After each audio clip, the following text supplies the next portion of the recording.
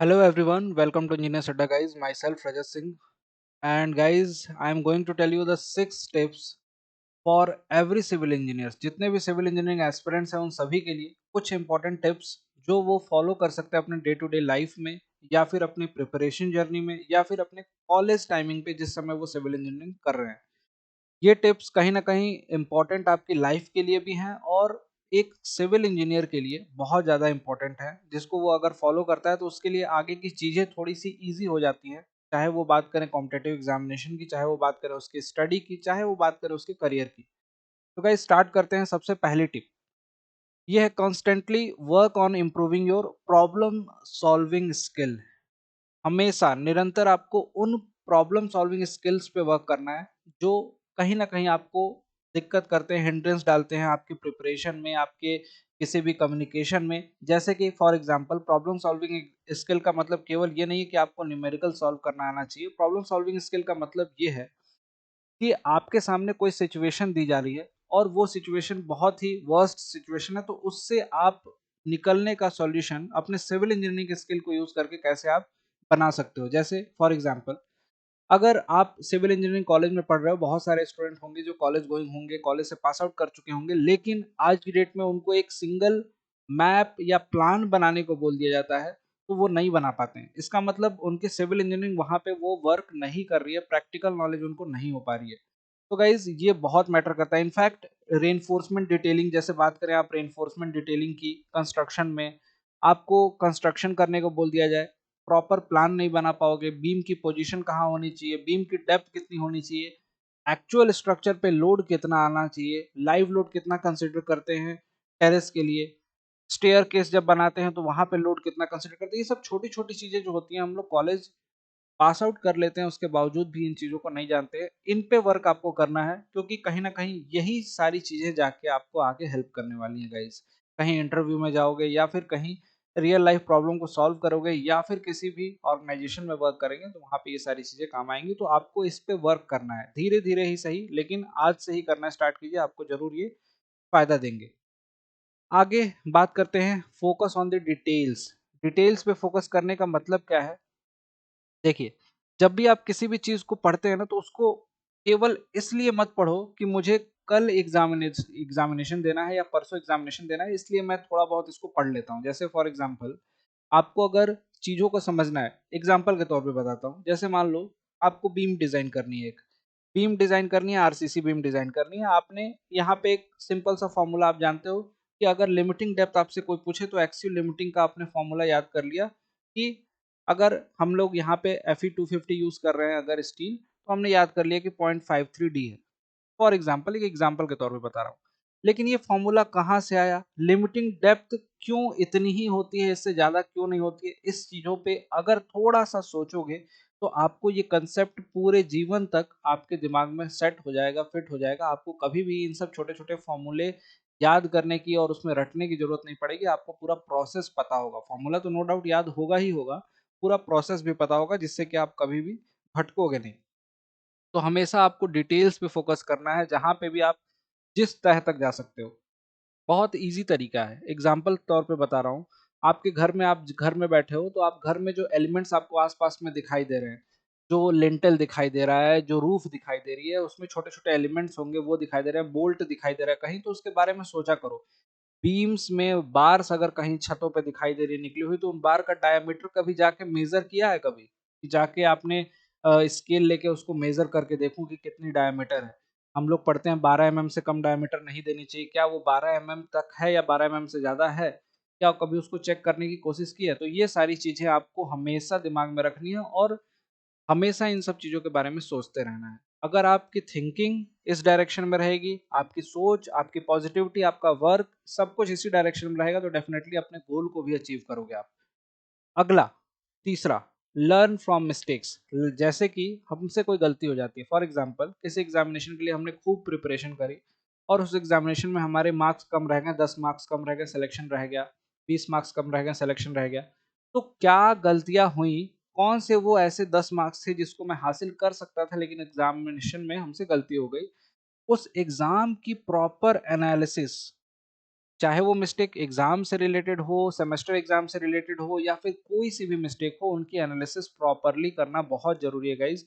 और उनसे सीखना है, क्योंकि ऐसी मिस्टेक अगर बार बार रिपीट होंगी, ऐसी मिस्टेक अगर रिपीट होती रहेंगी, तो वहां पे हमें बेनिफिट नहीं मिलेगा, आउटपुट वहां पे हमें जीरो मिलेगा। तो हमेशा हमें क्या करना है, मिस्टेक से सीखना है। मिस्टेक आपकी डे टू डे लाइफ से रिलेटेड हो सकता है, आपके एग्जाम से रिलेटेड हो सकता है, और मिस्टेक ऐसा नहीं कि कोई बोले कि मुझसे मिस्टेक नहीं होती है। ठीक है, मिस्टेक सबसे होती है, उनसे जो सीख के अगले समय प्रिपेयर रहता है कि वैसी मिस्टेक ना करे, उसी को सक्सेस मिलती है, डेफिनेटली वही सक्सेसफुल होता है। तो मिस्टेक से हमेशा आपको सीखना है। अगला, वर्क हार्ड। ये तो बात, अब आपको लगेगा कि सर इसमें कौन सी बड़ी बात है, ये बात उनको मुझे बतानी थी, इसलिए इसको लिखा। ये सबसे ज्यादा इंपॉर्टेंट पॉइंट है, उन सभी बच्चों को बतानी थी जो कहीं ना कहीं खुद को बहुत स्मार्ट समझते हैं और सोचते हैं कि माइंड अच्छा है, पढ़ने में तेज हैं, और कर लेंगे, एग्जामिनेशन तो निकाल ही लेंगे। और उनके साथ सबसे ज़्यादा दिक्कत होती है उन बच्चों के साथ, क्योंकि वो मेहनत करना कम कर देते हैं। गेट की प्रिपरेशन कर रहे होगे, इंजीनियरिंग सर्विसेज की प्रिपरेशन कर रहे होगे, और आपको लगेगा कि जेई वेई एई ये सब एग्जामिनेशन बहुत छोटे एग्जामिनेशन है। कई बार देखो, मैंने रियलिटी देखा है, बहुत सारे बच्चों के साथ ऐसा है।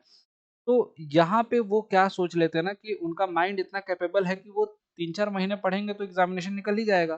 तो बहुत ज़्यादा एफर्ट डालना बंद कर देते हैं, और धीरे धीरे वो उनकी हैबिट बन जाती है, और उसके बाद उनको मेहनत करने की आदत ही खत्म हो जाती है। उनसे बोल दिया जाए 4-5 घंटे कंटिन्यूअसली आप पढ़ना है, आपको चीज़ों को समझना है, तो उसको समझने में, बैठने में कंटिन्यूअसली उनको प्रॉब्लम होती है। तो यहाँ पे मेहनत करने के लिए आप हमेशा तैयार रहिए।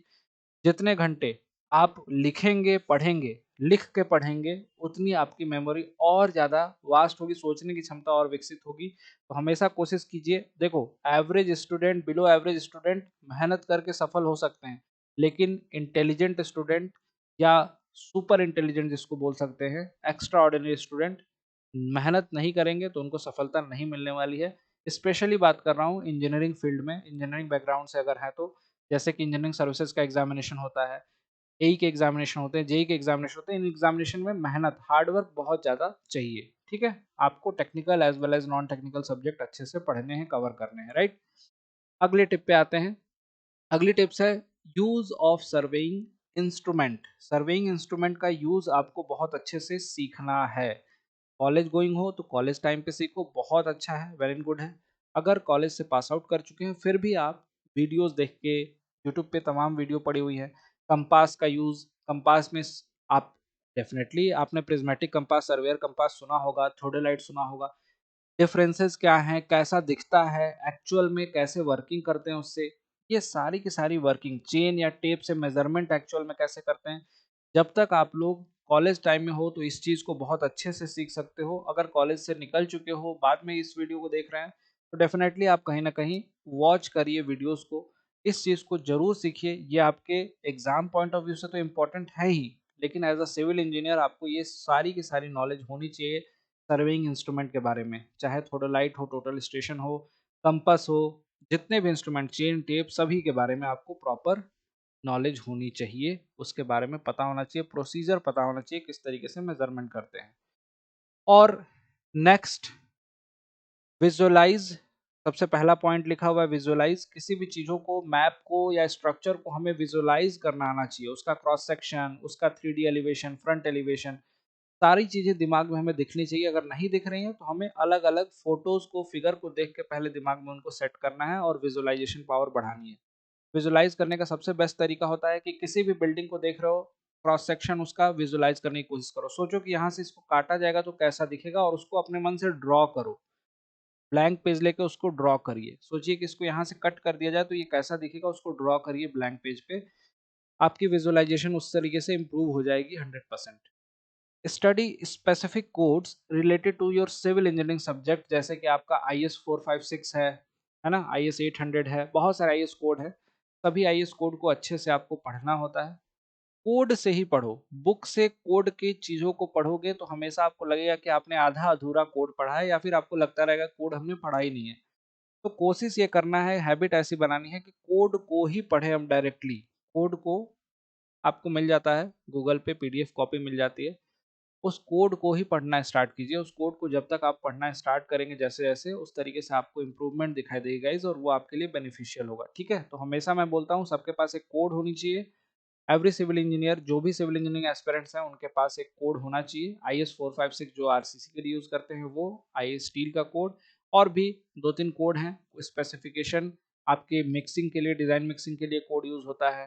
फिर से मेज़रमेंट के लिए, डक्टाइल डिटेलिंग के लिए बहुत सारे कोड्स हैं, लेकिन कुछ स्पेसिफिक कोड तो आपके पास होने चाहिए जिसको आप कोड से पढ़ोगे तो आपके लिए बेनिफिशियल होगा, और वहाँ पे आप मार्क भी गेन कर सकते हो। तो guys these are the 6 steps जो कि मुझे ये लगा कि आपको बतानी चाहिए अगर आप प्रिपरेशन जर्नी में हो, या फिर कॉलेज गोइंग स्टूडेंट हो, या फिर एज अ सिविल इंजीनियर, आपको ये सारी बातें जाननी चाहिए। ये आपके जर्नी में, आपके प्रिपरेशन जर्नी में, आपके जॉब की लाइफ में, या आपके करियर में, या फिर किसी भी मायने में देखा जाए तो सिविल इंजीनियरिंग के लिए ये बहुत हेल्पफुल साबित होने वाली हैं सारी के सारे टिप्स। अगेन मैं बोल रहा हूँ, अपनी स्ट्रेटजी खुद से बनाइए, अपने नोट्स खुद से बनाइए, अपने शॉर्ट नोट्स, अपने गोल्स खुद से डिसाइड करिए, लेकिन इन्फ्लुएंस होकर नहीं, सोचने के बाद। किसी से इन्फ्लुएंस तुरंत हो गए, कभी ये सोच लिया, कभी ये एग्जाम सोच लिया, इस तरीके से खुद से सोचो, अपनी कैपेबिलिटी को पहचानिए, वर्क करना स्टार्ट कीजिए अपने ऊपर, आपको सफलता जरूर मिलेगी। Thank you so much.